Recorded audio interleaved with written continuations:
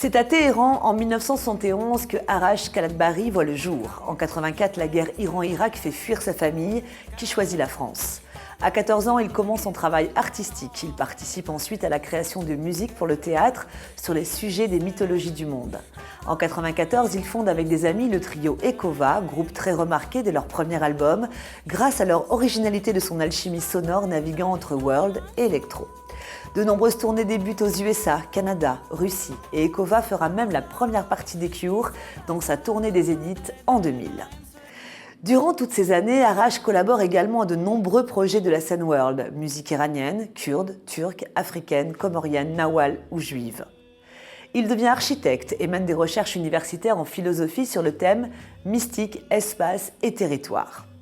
En 2010, n'y tenant plus, Arash réalise son premier album solo, In La Chapelle, nom du quartier où il a habité.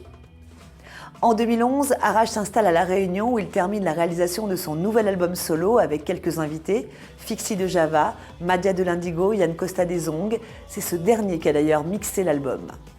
Avant de le retrouver sur la scène des Électropicales, c'est dans Galigalang que vous allez le découvrir. Kosanana dans Haute Chapelle a 8 ans de vie.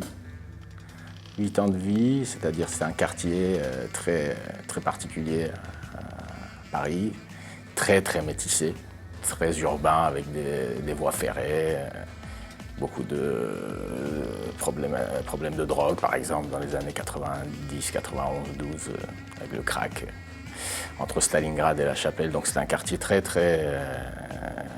on va dire tendu. Et dans le disque, il y a un peu de ça. C'est un peu plusieurs années de vie résumées en son, quoi. C'est quoi La Réunion pour toi? Ça devrait être la France de demain, parce qu'il y a une réussite et une entente sociale, intercommunautaire, exemplaire, unique. Si tu ne pouvais garder qu'un seul instrument, quel serait-il? Une percussion. Percussion de chez moi qui s'appelle le DAF, qui ressemble énormément au tambour malbar. Et voilà, c'est très simple et très complet à la fois. Tu as 30 secondes pour improviser un poème avec Galigalang.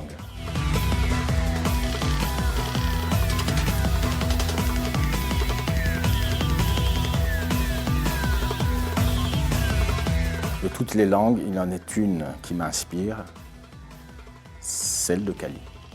Galigalang. Qu'est-ce qui te manque le plus en Iran? Ce que j'aime, je le trouve un peu partout.